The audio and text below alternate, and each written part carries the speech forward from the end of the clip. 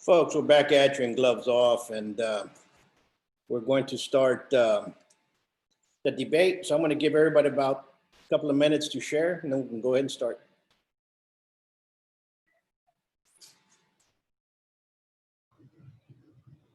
Hello, everyone. Scott Roberts, candidate for Laredo College, Place 8. I'm a graduate of Laredo College. I graduated in 1994 prior to attending TAMU. And I'm looking forward to serving as your candidate and serving as your board member. Thank you. Thank you. Mr. Pettis? I'm sorry, I thought you meant to share the link. I apologize for that. Well, I'm Carlos Perez. I want to share with you, with everyone watching, that I'm interested in this position because I think that we can do more as a community, as a college, for our students and for the future of our city. It's been over 20 years in education now. I've worked in higher education. I've worked in public education as well. I hold a bachelor's degree in political science from TAMU, as well as a master's of science in educational administration, also from TAMU. A certified teacher, 6 to 12 in social studies, and a principal as well, certified for principal. I serve as a United South High School's AP Government and Politics teacher currently, as well as AP Economics. And recently I've been appointed to serve as a National Honor Society sponsor for the school. Among the highlights of my career, I have spent 8 years working at Laredo Community College in different areas of enrollment services, including admissions, financial aid, and registration.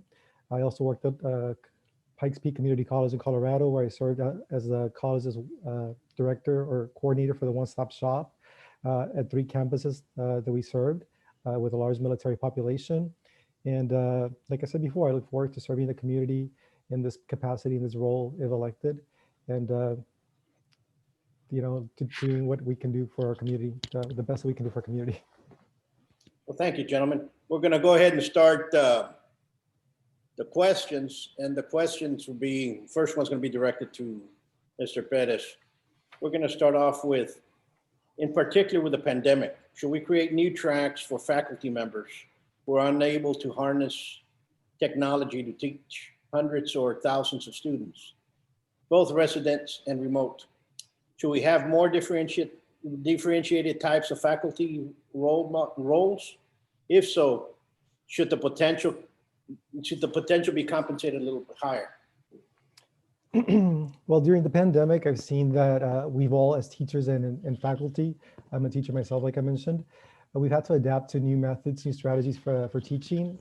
Hybrid has been something that the school districts adopted, and I'm satisfied with it. I think we do a good job, but I think the traditional model is still the best model for teaching. I believe our faculty has had to adapt as well. As far as compensation is concerned, I believe that some of our faculty who have adapted and taken on these new responsibilities do serve some type of incentive for the new role they've taken on.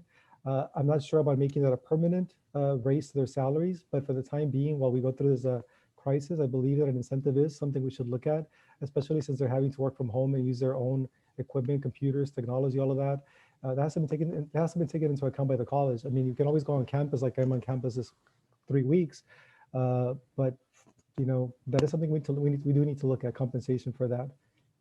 And I'd like to say that something that I would look at if elected as a board member, compensating people for what they've learned or had to go through and compensate accordingly. Sure. Mr. Roberts? Well, I, have seen the classroom structures haven't changed in the last 100 years. We still have desks, teachers still teach from the perspective of, we're going to lecture and, then we'll get student input. Today's students are very information savvy. They're very technology savvy. And I believe that they don't sit around waiting. They want to absorb knowledge. And I do believe a differentiated classroom structure is necessary in today's times, especially with the pandemic.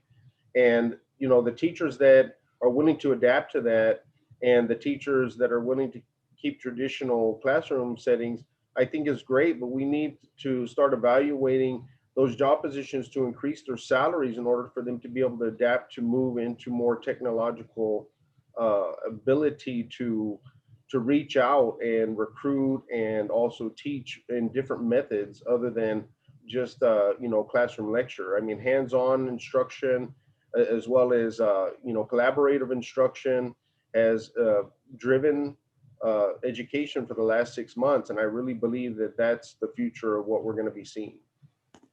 Okay, well, thank you. The next question will be addressed to you. Well, the COVID-19 pandemic ravages the world, nation, state, and our city.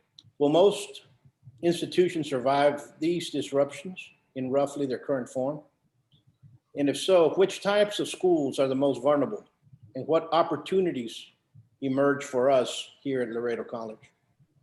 Well, what we've seen with the pandemic and what we've been seeing over the years, and we've seen it mainly in the retail sector, the brick and mortar has kind of faded away to internet commerce. And I firmly believe that our educational institutions will be heading in that direction for the most part. I'm not saying that, obviously retail operations haven't gotten rid of their brick and mortar stores, but they've adapted and they have basically expanded their operations by providing online services. Now, the pandemics, causes and what has happened can affect us at any time and date during history. So what we have to do is be willing to modify what we do and to provide better opportunities in diversified ways, much like what the retail sector has done with going online services. And I do think that the schools that are affected the most are those trade schools, the ones that need hands-on learning. Those areas are really, really necessary for us to really continue building upon.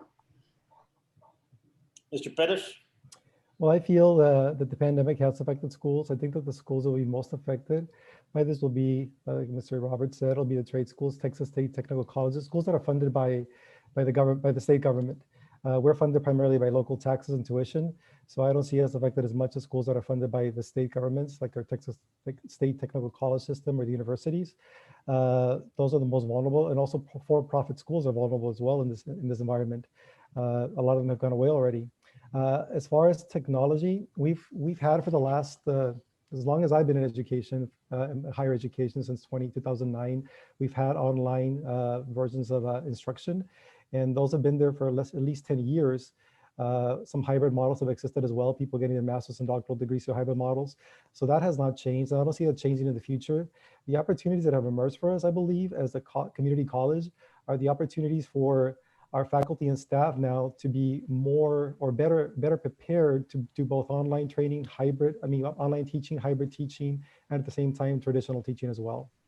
Absolutely. Now, the next question will be addressed to you. Every college needs to understand its positioning within the higher education ecosystem. But critics argue that most schools are content to compete with the identical mediocrity of better gyms.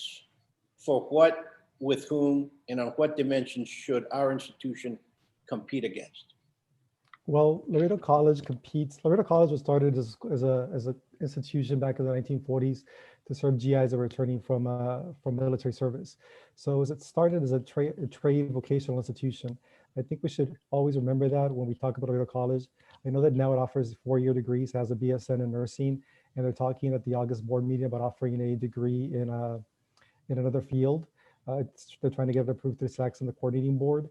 So I see those as important things that we offer 4-year degrees, but we should never forget the main mission of the college, which was to offer originally 2-year degrees, associate degrees in technical and vocational areas. So we do not compete with TAMU. We do not compete with other institutions in the state because we are a community college district. So there are 50 community college districts. And to be honest with you, the only competition we have is ourselves. We need to be sure that we're better at everything we do. So that's the competition that Laredo College has. It's the institution itself. Can we do better than what we're doing now?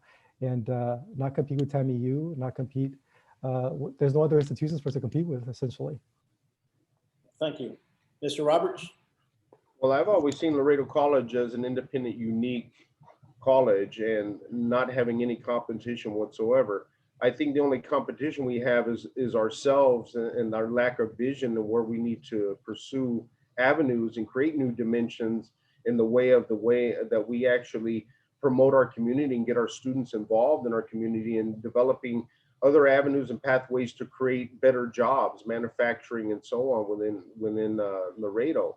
So as far as competition levels with other colleges, I would think that we need to stand out on our own, be totally unique, and not look at it as a competition between other colleges, but look at it as being an opportunity for Laredo. Absolutely. Now, the next question, and it's addressed to you. It is important for most institutions to have a president, but many lack the transparency of powers. Where should the president's time be spent? Should the president be an articulate in vision or strategy versus directing the university's operation versus fundraising? Well, I feel that our college president should focus on having a vision of the future and strategies for developing more pathways and programs within our community versus I think fundraising is good, if it's the purpose of actually reducing the tuition, because the fundraising can provide additional funds to increase student enrollment and reduce debt. But the president's job is not to micromanage the faculty or staff, neither is the college board. They need to allow the faculty and staff to actually do their jobs while they're focusing on the vision and the direction that the college needs to be headed. Absolutely. Mr. Pettis? Well, this question reminded me, I teach economics, and it reminded me of a lesson that I teach my students just recently, having to do with the guy who came up with Flaming Hots. He was an immigrant working for Frito-Lay, PepsiCo, and he was told by his the company president told him that he wanted them all to think, all the employees to think as if they were the owner of the company, and that's how he came up with Flaming Hot Cheetos and all the Flaming Hot products. So I think our president should have a vision and a mission and articulate that to the staff and involve all our faculty and staff in coming up with ideas to further the vision and the mission of the president and the college and the board and the administration so that the institution is successful. The president should not micromanage, should not be involved in the daily operations of the college. That is for the individuals that are working every day, the faculty, the staff out there with the students. And fundraising is an important part, but that shouldn't be the president's focus. Working back at the college several years ago, they had an institution, they had a foundation that would do that for them, and they were very successful at that. So I would say I would put that as my answer to this question. Okay. The next question, and addressed to you, and you'll start it off first, is we are witnessing an emergence of high quality, low cost ways of learning online. How should we think about hybrid curricular options? That is the mixing of new forms of pedagogy with the old that might be available to us. And how will this affect the residential model? In my personal view, looking at what's been done at Laredo College and the schools here in Laredo and throughout the state and other states as well, what we've done is simply move from a combination of brick and mortar or residential to a strictly online model at Laredo College. Tammy is doing both. Some programs require hands-on, so those programs require that students attend the Laredo College, like some of the nursing programs and things like that, regardless. But I think it really hasn't had a major impact.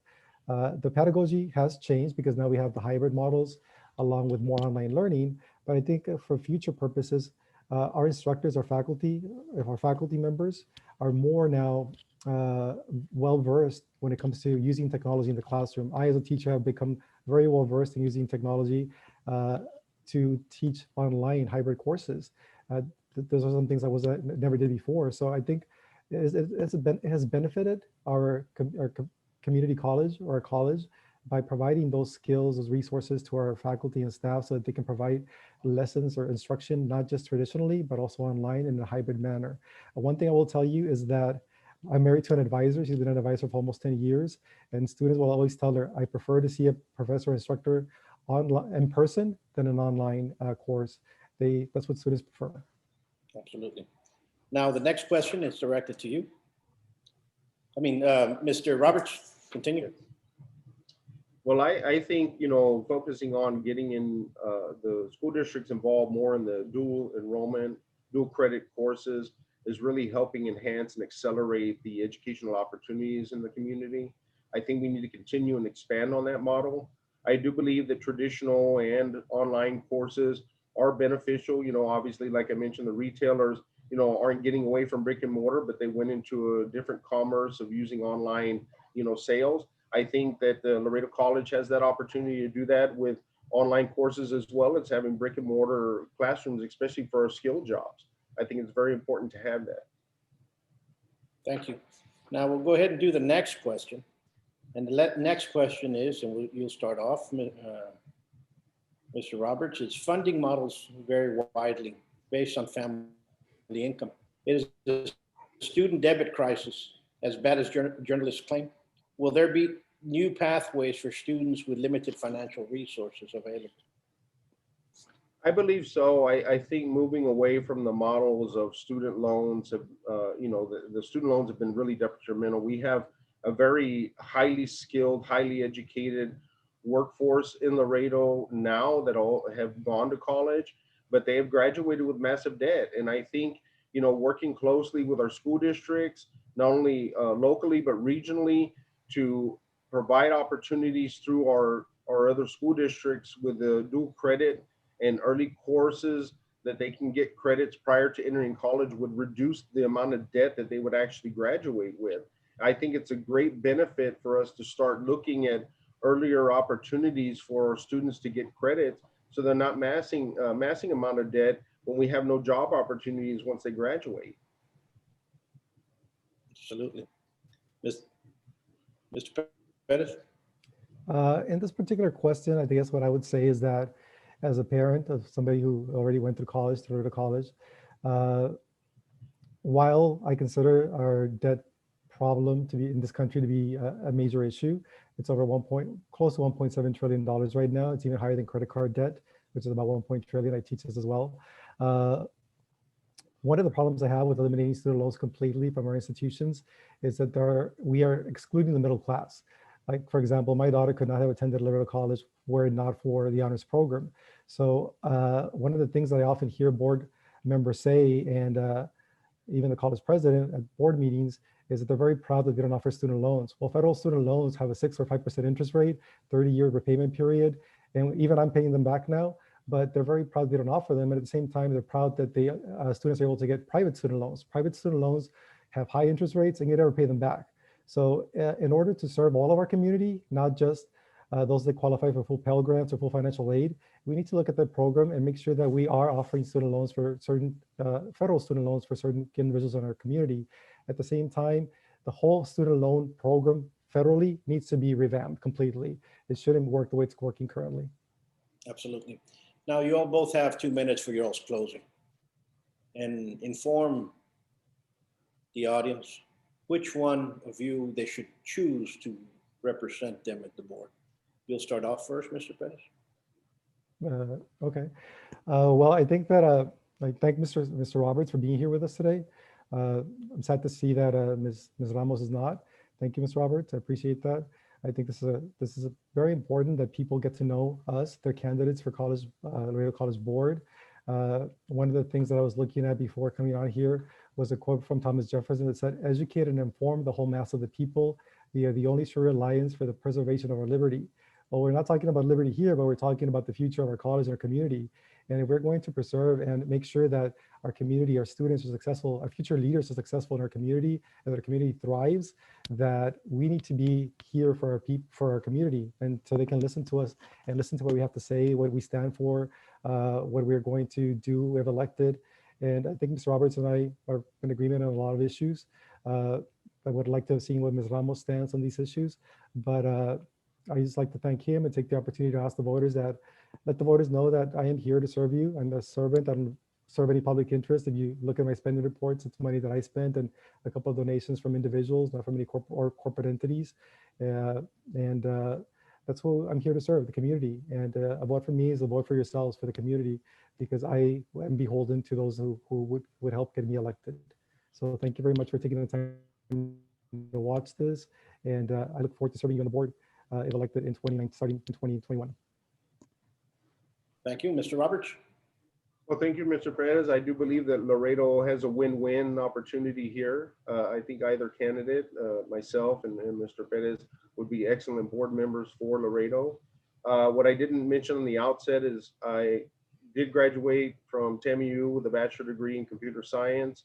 I went on to get my master's of business administration, and I have a master's degree in science and information systems. So I'm fully aware of an understanding of Laredo's plight. I went to school here. I graduated from here. I have a massive amount of debt, not only with mine, but my kids also with the student loans. And I do want to find ways and opportunities where we can reduce that, not just for the middle class that we do have, but I also want to increase the opportunities of us having manufacturing jobs and building higher wages within the community. I think the main focus should be that with the college. That's what it's for. It's a community college, and we need to find ways to really start working with our business and private industries and investments to work with our students and work with our community to actually make a better future for a better tomorrow. Absolutely. I want to thank both of you all for showing up. It shows one thing, number one, that you care. And second, I know it's difficult for having great candidates out there, but at the end of the day, only one will make it. And Laredo right now has a good choice to look at. Either way, whichever way they vote, I think they're going to make a great choice. Now, with that being said, education is something that we have, and education is something that we live by. And I'm going to say a quote from Mahatma Gandhi, and it says, he used to say, live every day like if it was your last, but learn as if you were going to live forever. And I think the college needs to express that, and especially I was a teacher there. I was an adjunct instructor for many years, and I think it's a beautiful institution, and I think it's one that needs to embrace all aspects of the community, and more so now the workforce, which is highly needed, and especially in these times. So once more, I want to thank you guys. And folks out there, please pay attention. Early vote starts in a couple of days on the 13th, and you have 3 weeks for early vote. Learn, research each candidate, and make your choices. It's going to be an election that might change the face of America in the next couple of years. So with you all, thank you once more. And God bless you all. Thank you. Thank you. God bless you.